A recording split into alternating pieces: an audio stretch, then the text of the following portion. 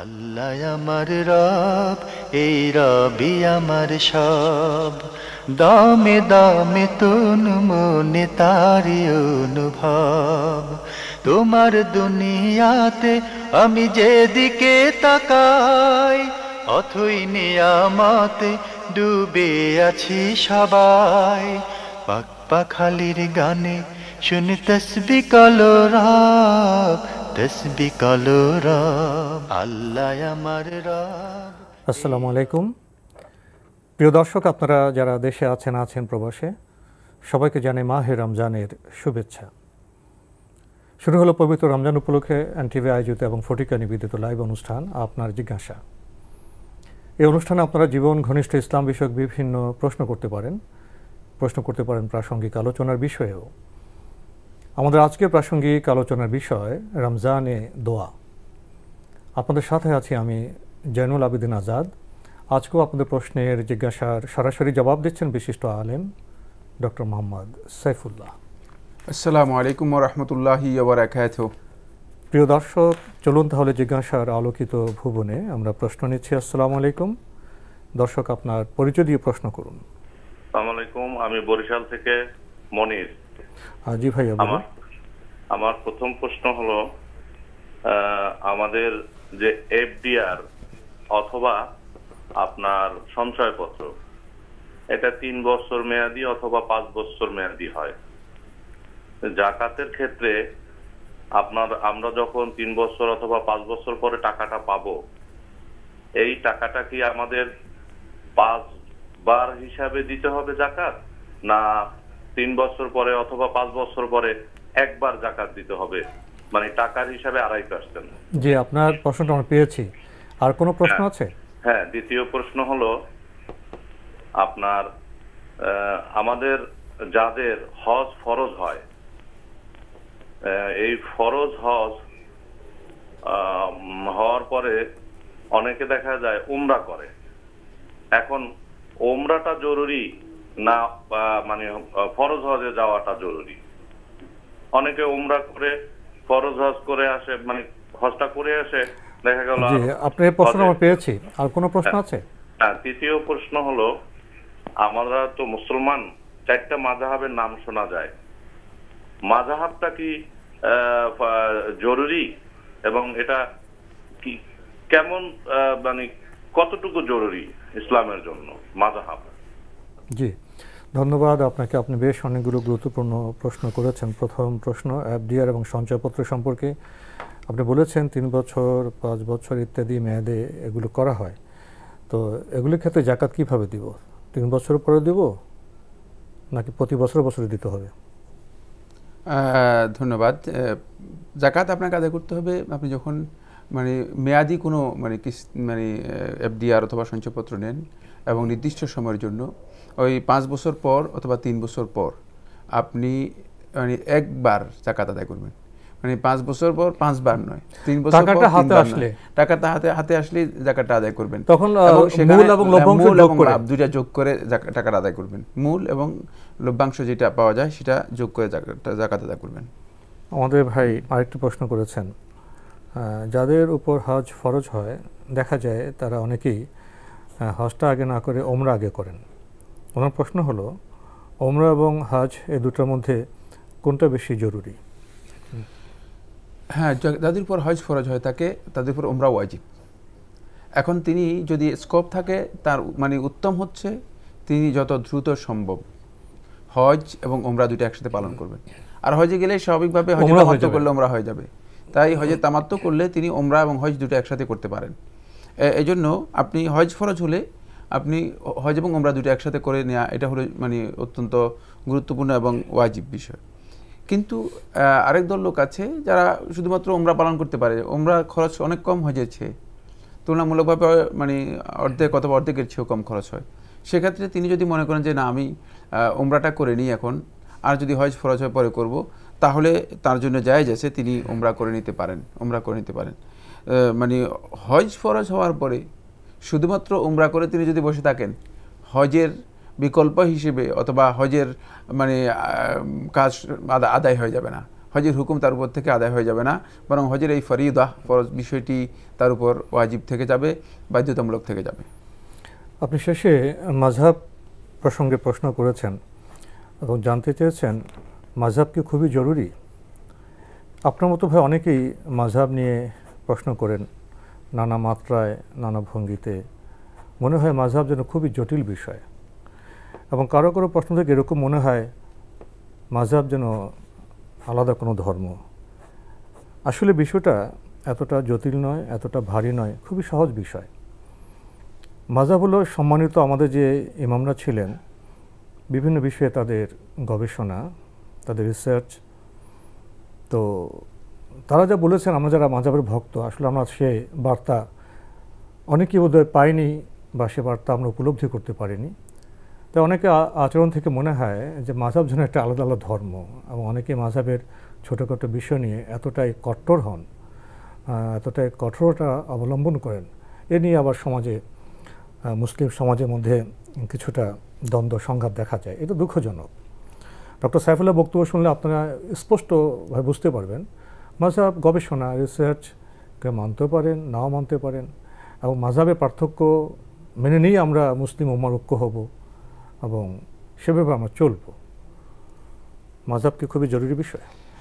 এবার যে প্রশ্নটি করেছেন, আসলে মাযহাবটা হচ্ছে ওপিনিয়ন, অভিমত, মানে গবেষণালব্ধ যে বক্তব্য ইমামগণ দিয়েছেন এটাকে মাযহাব বলা হয় থাকে। এটি মানে একেবারেই সাধারণ একটি বিষয়। এই গবেষণা কিয়ামত পর্যন্ত অব্যাহত থাকবে, যতদিন পর্যন্ত এই পৃথিবী থাকবে, আল্লাহর বান্দা থাকবে এবং ওলামায়ে কেরাম ইজতিহাদ করবেন, ততদিন পর্যন্ত এটা অব্যাহত থাকবে। সুতরাং কিছু মত পার্থক্য থাকবে, মতবৈচিত্র্য থাকবে, এবং এটি ফরজ, ওয়াজিব, সুন্নত, নফল কোনোটাই না। শরীয়তের কোনো মানে বিধান এখানে প্রযোজ্য হবে না।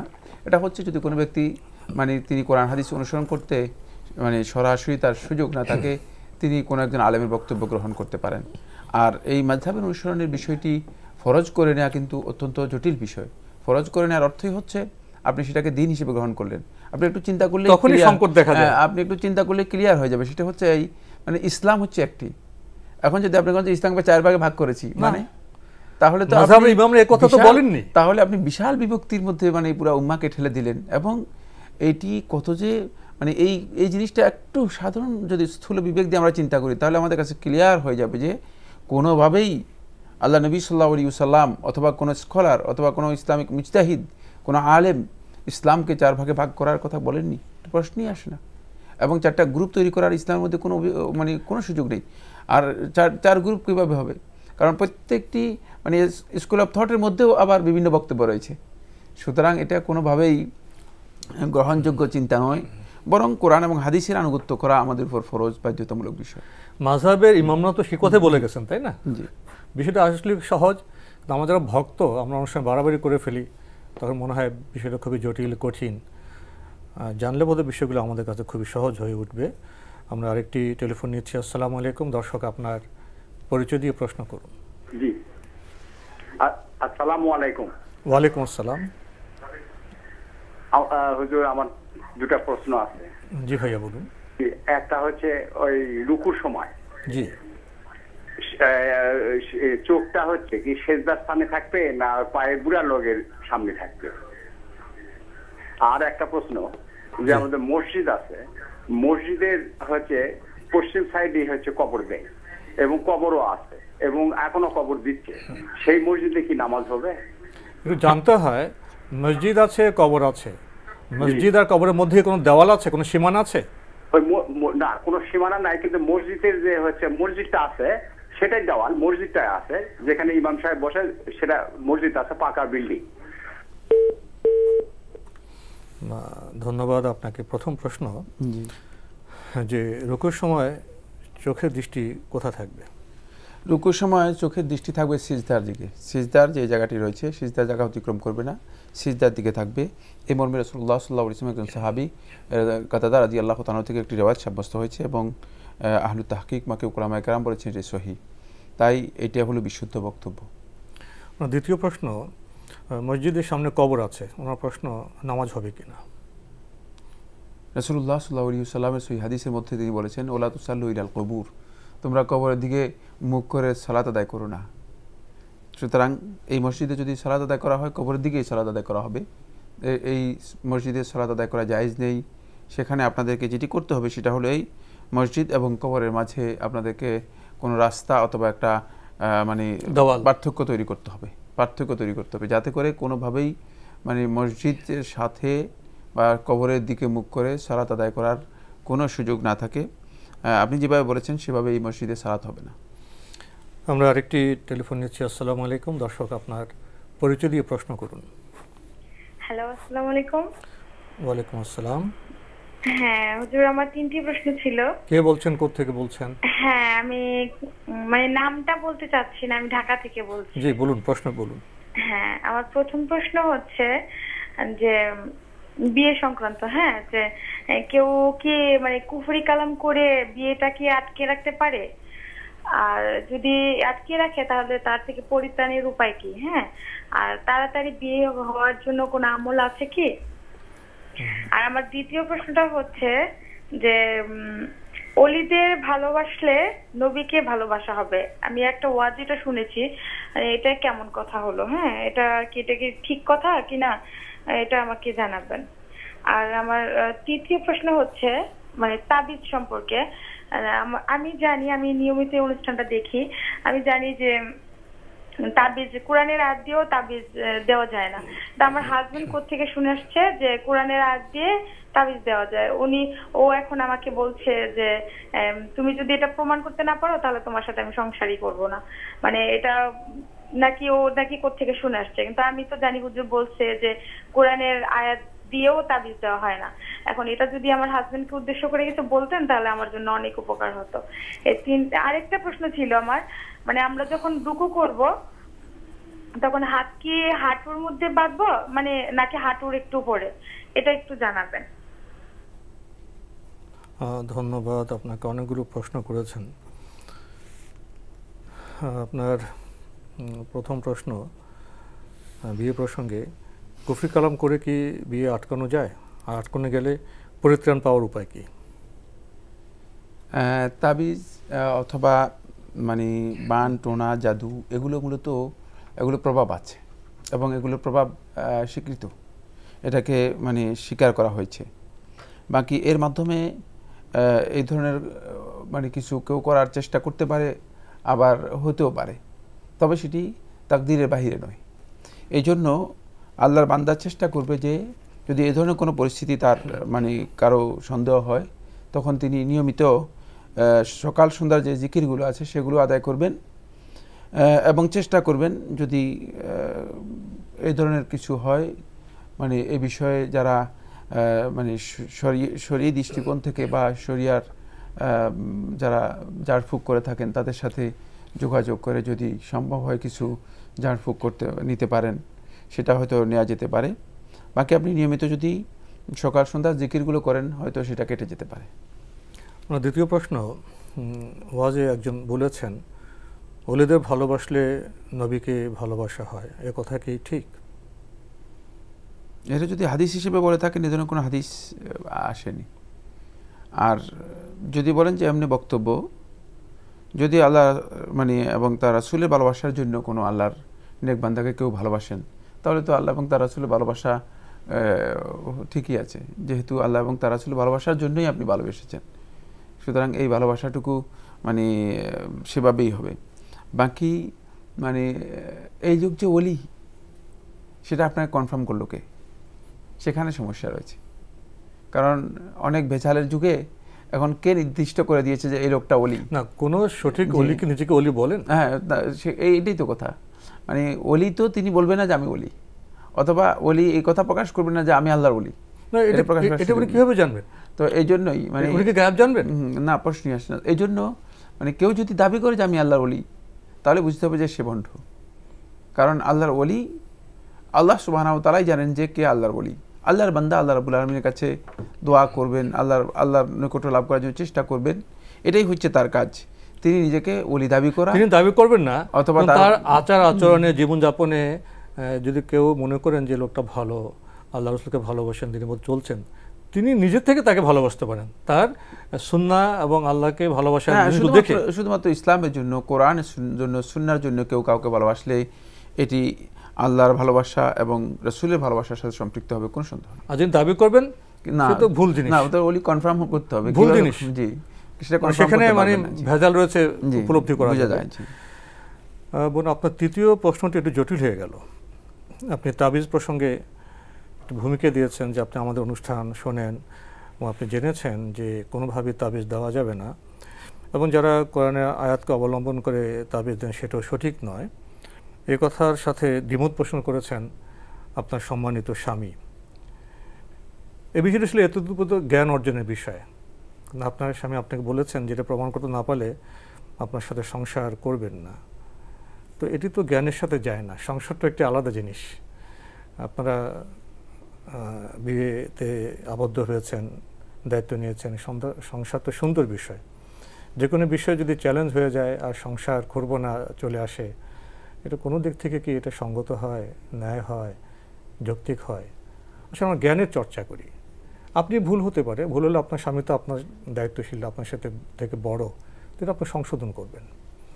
এবং স্বামী বড় হওয়ার পরেও যদি কোনো ভুল হয়, যদি আপনি জ্ঞানদীপ্তভাবে সেটা তার দৃষ্টিতে আনতে পারেন, তিনি সংশোধন হবেন।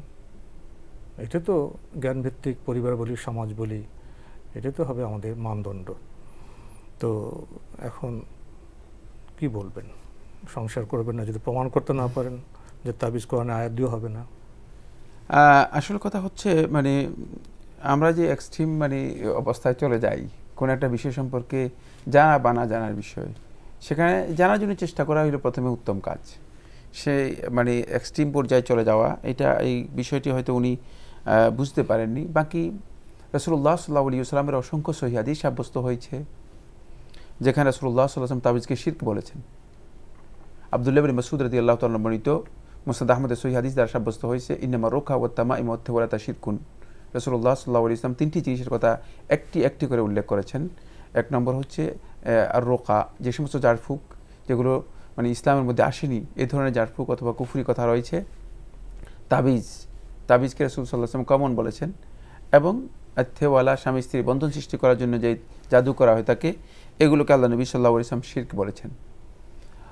দ্বিতীয় হাদিসের মধ্যে রাসূলুল্লাহ সাল্লাল্লাহু আলাইহি ওয়াসাল্লাম, এটাও সহিহ বর্ণনা দ্বারা সাব্যস্ত হয়েছে, বিভিন্ন রিওয়ায়াতের মাধ্যমে এসেছে যে মান আল্লাকা তামিমাতান ফাকাদ আশরাক, যে ব্যক্তি তাবিজ ঝুলালো সে শিরকে লিপ্ত হলো।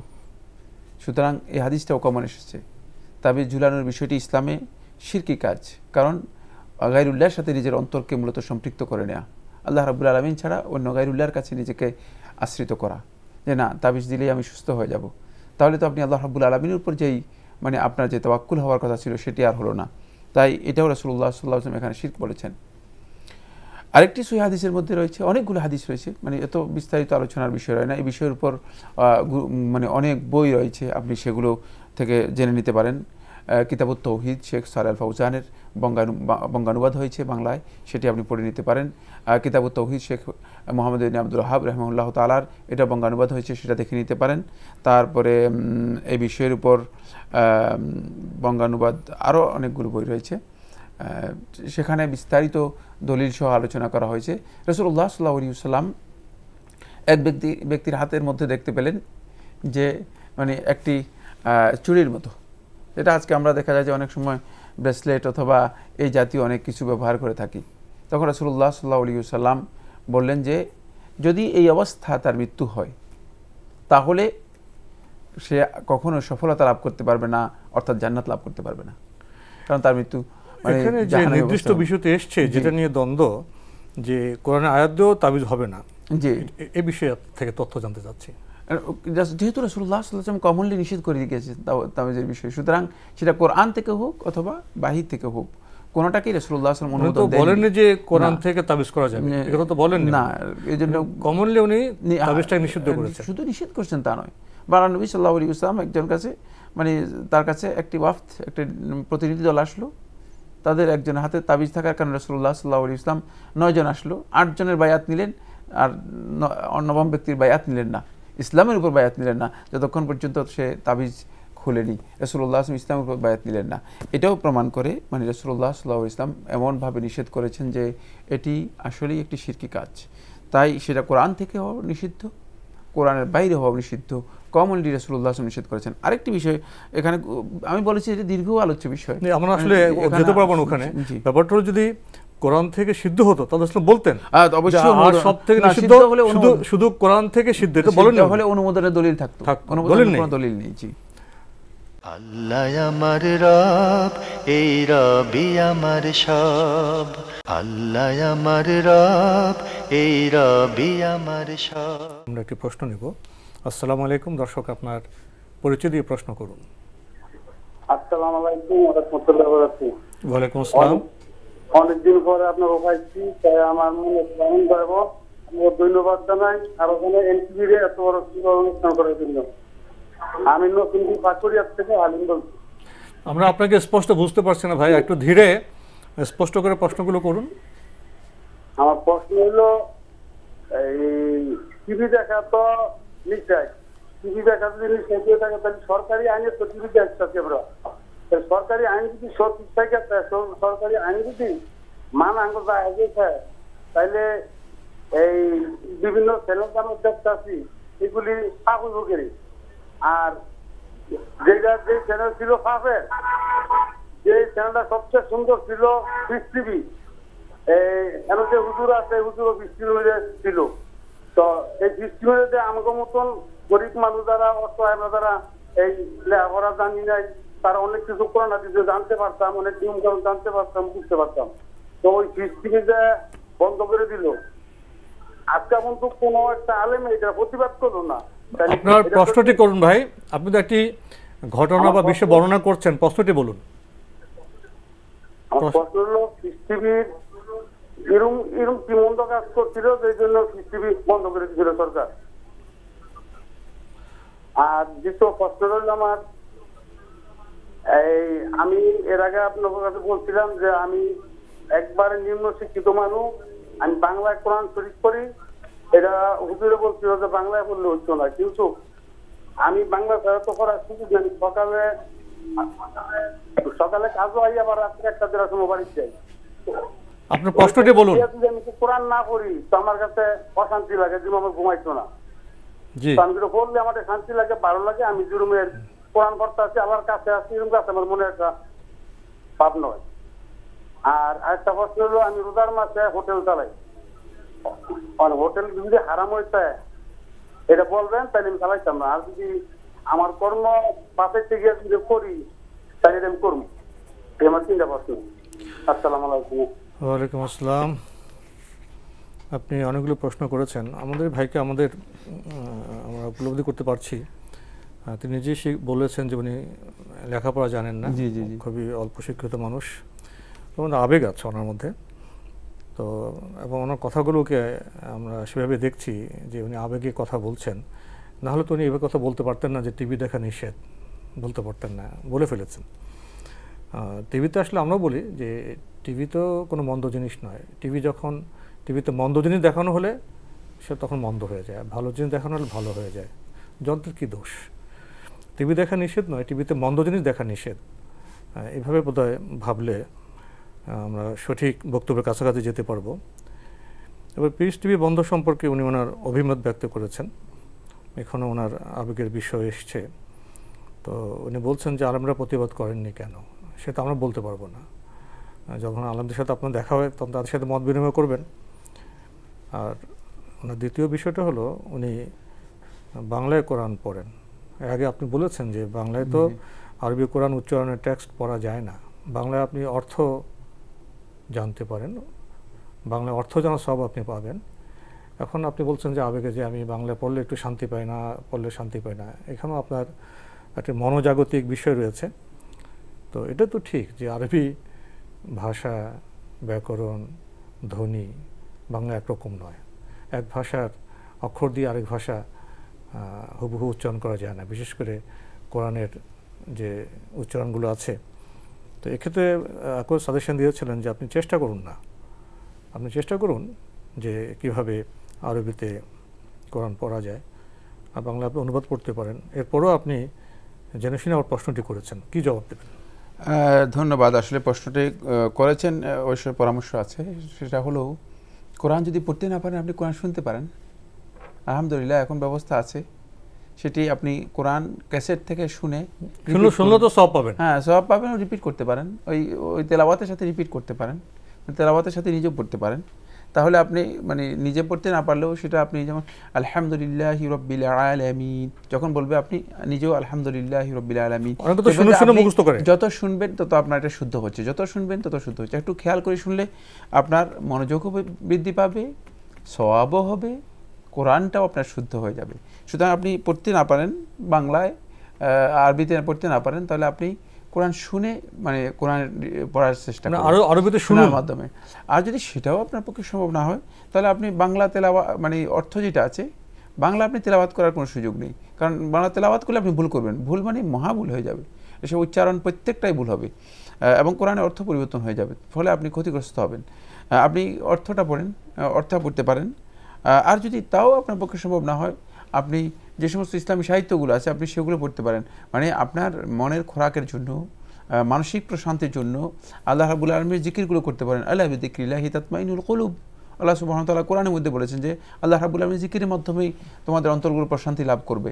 সুতরাং আপনি মানে প্রশান্তির দিকটা যদি আপনি চান, তাহলে আপনি মানে ওই আল্লাহ রাব্বুল আলামিনের জিকিরগুলো সুবহানাল্লাহি ওয়া বিহামদিহি আদাদা খালকিহি ওয়া রিদা নাফসিহি ওয়া জিনাতা আরশিহি ওয়া মিদাদা কালিমাতিহি এটা পড়েন, সুবহানাল্লাহি ওয়া বিহামদিহি সুবহানাল্লাহিল আযীম এটা পড়েন। মানে যেই জিকিরগুলো আছে সেগুলো আপনি নিয়মিত মানে পড়ার জন্য চেষ্টা করেন। তাহলে মানে বিকল্প অনেক আছে, বিকল্প শুধু এই কয়েকটা বললাম যে তা না, আরও বহু আছে, কিন্তু আমাদের হাতে সময় নেই। শুধু এতটুকু বলতে চাই যে বিকল্পগুলো আছে সেগুলোর পাশাপাশি আল্লাহর বান্দা আল্লাহ রাব্বুল আলামিনের কাছে আমরা সবাই উত্থিত হব। কিয়ামতের দিন শিক্ষার কথা জিজ্ঞেস করা হবে না, প্রত্যেকেই গোলাম হিসেবে উঠবে এবং প্রত্যেকেই কুল্লুহুম আতিহি ইয়াউমাল কিয়ামতি ফারদা, প্রত্যেকেই এককভাবেই উঠবে, কেউ কাউকে নিয়ে উঠতে পারবে না, আর কেউ কাউকে সহযোগিতা করার জন্য উঠতে পারবে না। ঠিক এই কঠিন সময়ের জন্য মূলত আমরা কেন চেষ্টা করব না? আপনি চেষ্টা করেন, আপনার অব্যাহত চেষ্টা চালিয়ে যান যে আপনি কোরআন শেখার জন্য, তাহলে দেখবেন যে ইনশাআল্লাহ তাআলা হয়তো আল্লাহ রাব্বুল আলামিন তৌফিক লাভ করছে। পরামর্শ দেওয়া হয়েছে, আপনি এগুলো বিবেচনা করে দেখতে পারবেন। শেষ প্রশ্ন ওনার, রোজার মাসে উনি হোটেল চালান, এটা কি ঠিক আছে? না ভাই, এটা ঠিক হবে কিভাবে? যদি এটা ঠিক হয়ে যায় তাহলে তো সবটাই ঠিক হয়ে গেল, পুরো দিনটাই ঠিক হয়ে গেল। আল্লাহ রাব্বুল আলামিনের সবচেয়ে মানে নৈকট্য লাভ করার সবচেয়ে বড় উত্তম উপায় হচ্ছে আল্লাহর বান্দাগণ আল্লাহ রাব্বুল আলামিনের জন্য সিয়াম পালন করবে, একটি ইবাদত যার কোনো তুলনা হয় না। রাসূলুল্লাহ সাল্লাল্লাহু আলাইহি ওয়াসাল্লাম হাদিসের মধ্যে বলেছেন রাতে তো চালাতে পারবেন না, মানে হোটেল চালায় বলতে উনি বুঝাতে চেয়েছেন যে সেটা হলো দিনের বেলায় হোটেল চালান, কিন্তু ভুল হবে। দিনের বেলায় আপনি হোটেল করা রাখবেন না, আল্লাহর উপর তাওয়াক্কুল করুন। রাতের বেলায় আপনি হোটেল চালাতে পারেন, কোনো অসুবিধা নেই। দেখবেন যে সেহরির সময় দেখবেন যে আল্লাহ সুবহানাহু ওয়া তাআলা আপনাকে বরকত দিচ্ছেন এবং বরকত অনেক বেশি দিচ্ছেন। আমরা আরেকটি টেলিফোন নিচ্ছি। আসসালামু আলাইকুম। দর্শক, আপনার পরিচয় দিয়ে প্রশ্ন করুন। আসসালামু আলাইকুম। ওয়ালাইকুম আসসালাম। আমার নাম মোহাম্মদ নাজিমউদ্দিন, আমি দুবাই থেকে বলতেছি। জি ভাইয়া বলুন। আচ্ছা, আমার প্রথম প্রশ্ন হলো, উজু সেদিন বলছে যে আমাদের নবী নাকি মরা নবী, তো আমরা কি মদিনা শরীফে মরা নবীর জিয়ারত করতে যাই? আর একটা কথা হলো, আমাদের নবীর জানাজা হয়েছে কিনা এবং কে পড়াইছিল জানাজাটা? ধন্যবাদ আপনাকে। আপনি দুটি প্রশ্ন করেছেন। একটি হলো, ওদিন হুজুর বলেছেন যে আমাদের নবী নাকি মরা নবী, তাহলে আমরা কি মরা নবীর জিয়ারত করতে যাই? আর নবীর জানাজা হয়েছিল কিনা, জানাজা কে পড়িয়েছেন? এবার খুব সুন্দর প্রশ্ন করেছেন, ধন্যবাদ আপনাকে। নবী সাল্লাল্লাহু আলাইহি ওয়াসাল্লাম এর মৃত্যু হয়েছে, কোরআনের মাধ্যমে সাব্যস্ত হয়েছে। আপনি কি মনে করেন যে নবী সাল্লাল্লাহু আলাইহি ওয়াসাল্লাম সাহাবায়ে কেরাম যারা নিজেদের জীবনের চেয়ে সবচেয়ে বেশি আল্লাহ নবী সাল্লাল্লাহু আলাইহি ওয়াসাল্লামকে ভালোবাসতেন এবং আল্লাহ নবী সাল্লাল্লাহু আলাইহি ওয়াসাল্লাম প্রোটেক্ট করতেন নিজেদের জীবন দিয়ে, তারা আল্লাহ নবী সাল্লাল্লাহু আলাইহি ওয়াসাল্লামকে মাটির নিচে দাফন করে চলে এসেছে মৃত্যু না হলে, জীবিত অবস্থায়। কিভাবে আপনি ধারণা করতে পারেন? কোনো বিবেক কি এটাকে সমর্থন করতে পারে? কোনো বুদ্ধিমান ব্যক্তি কি কথা বলতে পারে? এরপরে আপনি যে জিয়ারত করতে যাচ্ছেন, আপনি নবী সাল্লাল্লাহু আলাইহি ওয়াসাল্লামের জিয়ারত, কবরে গিয়ে জিয়ারত করতেছেন, তাহলে আপনি কি মনে করতেছেন নবী সাল্লাল্লাহু আলাইহি ওয়াসাল্লাম কবরের মধ্যে বসে আছেন? নাউযুবিল্লাহি মিন যালিক। আচ্ছা, এর আগে যে কয়েক লক্ষ নবী রাসূল ছিলেন, তারা কি কেউ মারা যাননি? মানে পূর্ববর্তী নবীদের অবস্থা কি? তাই এই বিষয়ে নবী সাল্লাল্লাহু আলাইহি ওয়াসাল্লামের বক্তব্য, কোরআনের বক্তব্য পুরাটাই স্পষ্ট। নবী সাল্লাল্লাহু আলাইহি ওয়াসাল্লামের মৃত্যু হওয়ার পরে সাহাবায়ে কেরাম মৃত্যুর কথা স্বীকার করেছেন।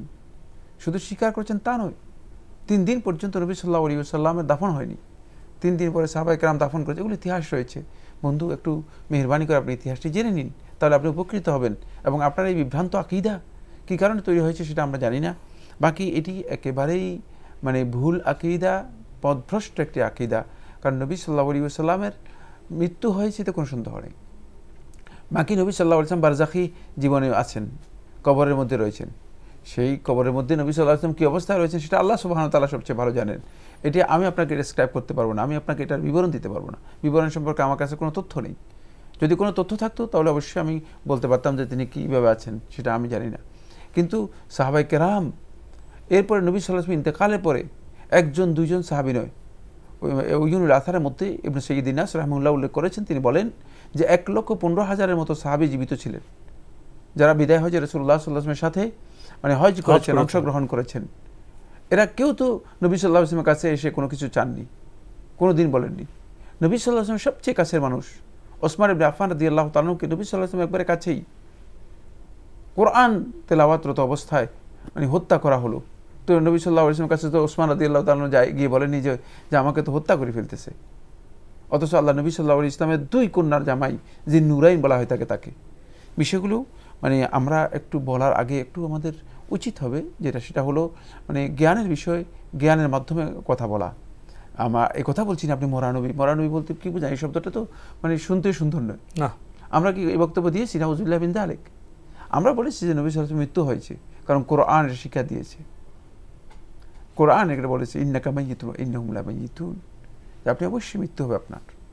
এবং মৃত্যুর বিষয়টি নবী সাল্লাল্লাহু আলাইহি ওয়াসাল্লাম বলে গিয়েছেন, মৃত্যু হবে যে এই কথা স্পষ্ট করেছেন হাদিসের মাধ্যমে।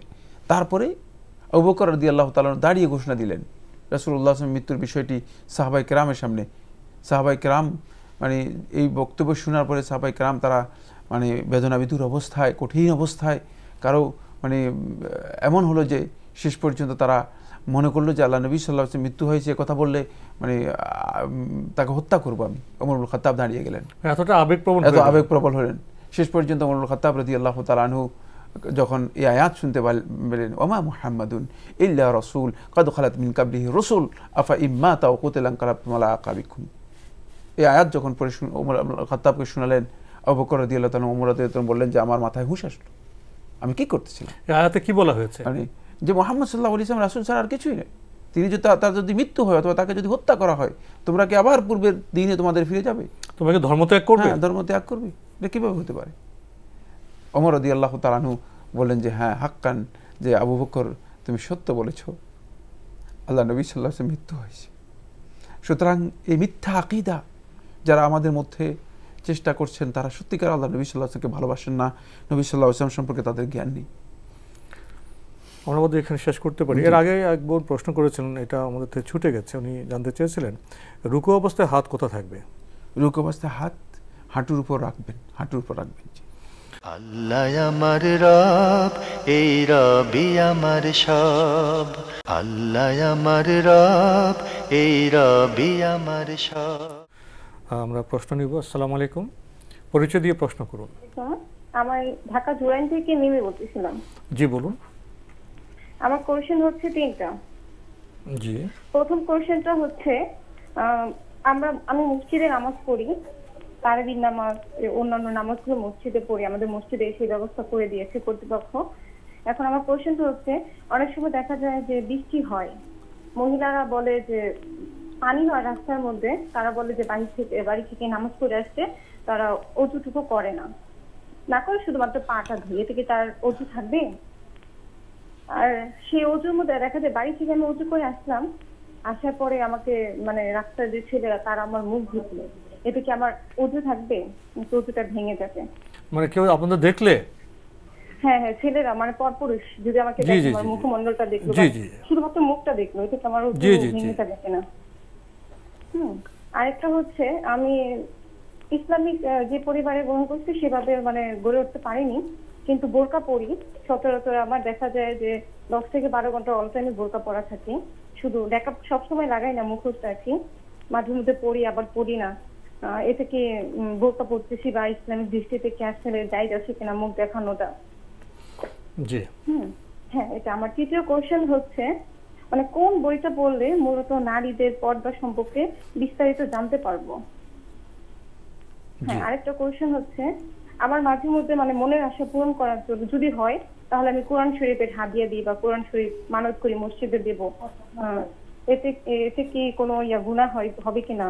মানে আমি মাতার বিশ্বাস করি না, ওই জন্য আমি কোরআন শরীফ দিই। মনের আশা পূরণ হলে তখন আমি মসজিদে কোরআন শরীফ দিয়ে আসি আর কি, বা টাকা দিয়ে দিই এরকম।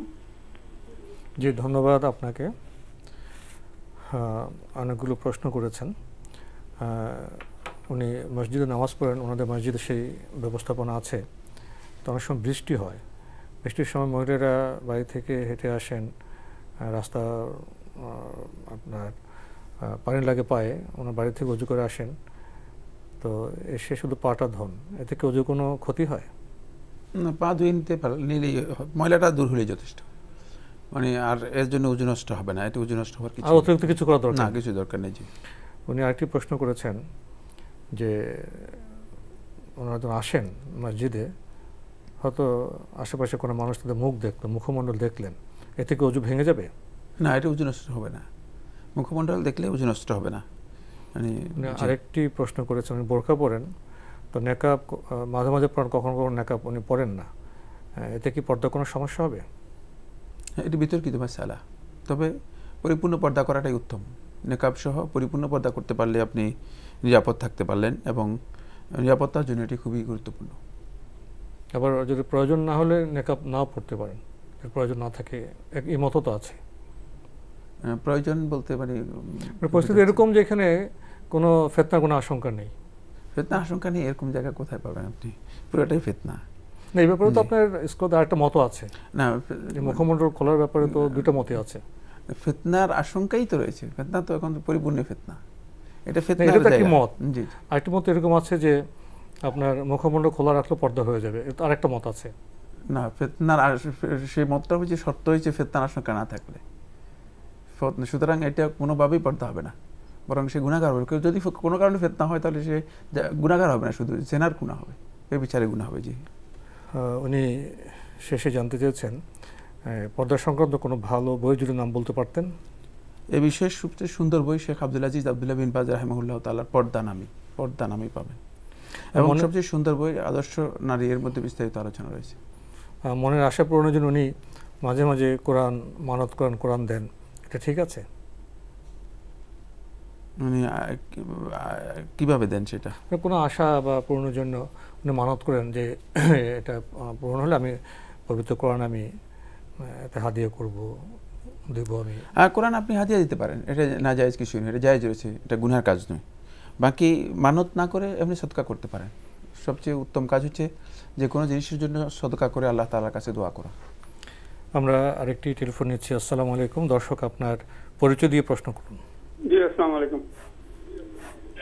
ওয়ালাইকুম আসসালাম। জি বলুন। জি, আমার নাম আনোয়ার ইসলাম, গুলশান থেকে বলছি। জি ভাইয়া বলুন। আমার একটা প্রশ্ন, মসজিদের মিম্বরের মধ্যে একদিকে আল্লাহ, একদিকে মোহাম্মদ, এটা কতটুকু যুক্তিযুক্ত? এটা একদিকে থাকে আল্লাহ, মোহাম্মদ প্রায় মসজিদে দেখা যায়। জি, আপনার প্রশ্নটি পেয়েছি। আর কোনো প্রশ্ন আছে? আচ্ছা, একটা দিন আছে, আমি ছিলাম একটা মসজিদে, ওই ইমাম সাহেব চিল্লে উঠে কেউ যদি আলহামদুলিল্লাহ বলার পর কেউ হানিফি মজাব যারা, তারা চুপি চুপি বলে, যারা সাফি মজাব তারা একটু বড় করে বলতেই পারে। এখন চিরান একটা বড় মসজিদ, সেখানে বাংলাদেশের বিভিন্ন জায়গা থেকে লোক আসবে, বিভিন্ন মাজাবের লোক আসবে। এখন মাজাব যেটা চুপি চুপি বলছে তাও আল্লাহ নবী করছেন, আমিন বড় করে বলছেন তাও তো আল্লাহ নবী করছেন। এখন ইমাম সাহেব চিল্লাই উঠে বলেন যে হানি মজাব তারা অন্য কেউ আমার পাশে বলবেন না, আমিন আমিন বলে, এটা আমার ভালো লাগে না, খুব কষ্ট লাগলো আমার। শুধু এই সমস্ত ইমাম সাহেবদের জন্য কিছু বক্তব্য দিলে একটু সুবিধা, যেহেতু হানিফি মজাব চুপি চুপি কথা বলে, চুপি চুপি আমিন বলে, সাফি মজাব হাম্বলি বা অন্য যারা আছে তারা আওয়াজ করে আমিন বলে। তো এটা আমার তো মনে চিন্তা হলো, আমরা তো আপনারা বিজ্ঞ মানুষ, এতটুকু তো লেখাপড়া আমরা করিও নাই, তবু যতটুকু বুঝি আপনি আমিন বড় করে বলছেন তাও আল্লাহ নবী। জি, ধন্যবাদ আপনাকে। আপনার প্রশ্নটি এবং আবেগের বিষয়টা আমরা উপলব্ধি করেছি, আপনাকে অনেক ধন্যবাদ। উনি প্রথমে জানতে চেয়েছেন যে মেম্বরে যে আল্লাহ লেখা থাকে, মোহাম্মদ লেখা থাকে, এটা কতটা সঙ্গত? এটা আসলে যুক্তিযুক্ত বিষয়, মানে যৌক্তিকতা খোঁজার দরকার নেই, এটা হচ্ছে আবেগ।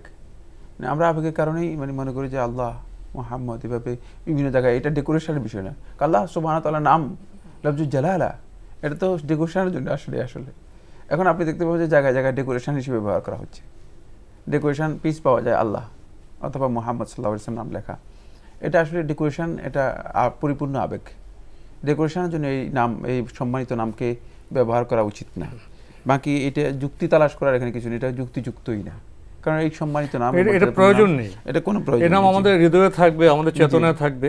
উনি শেষে যেটা বললেন যে চিটাগাং একটি বড় মসজিদে আমি জোরে এবং আস্তে বলা নিয়ে ইমাম সাহেবদের যে আচরণ, উনি ব্যথিত হয়েছেন, কি বলবেন? এটা আমাদের মধ্যে এই আচরণ যতদিন পর্যন্ত আমরা মানে উদারতা দেখাতে না পারবো এবং অজ্ঞতার সংকীর্ণতা আমাদের মধ্যে কাজ করবে, ততদিন পর্যন্ত এই আচরণ হতেই পারে। হয়তো ইমাম সাহেব তিনি এই বিষয় সম্পর্কে সুস্পষ্ট ধারণা না রাখার কারণে তিনি এই অজ্ঞতার এই দিকটা তার মধ্যে সংকীর্ণ হয়ে যাচ্ছে। হয়তো তার কাছে ক্লিয়ার হলে বোঝা যেত যে তিনি এখানে কিছু উদারতার পরিচয় দিতে পেরেছেন, এখানে উদারতার অভাব আছে। দর্শক, সময়ের কারণে আমরা আজকে আর প্রশ্ন নিতে পারছি না। ডক্টর মোহাম্মদ সাইফুল্লাহ, আপনাকে অনেক ধন্যবাদ। আপনাকে অবশ্যই ধন্যবাদ। প্রিয় দর্শক, আপনারা আমাদের অনুষ্ঠানে এনটিভি অনলাইনেও দেখতে পারবেন, ভিজিট করুন www.ntvbd.com। দর্শক, আপনারা সবাই নিরাপদে থাকুন, থাকুন শান্তিতে। আসসালামু আলাইকুম।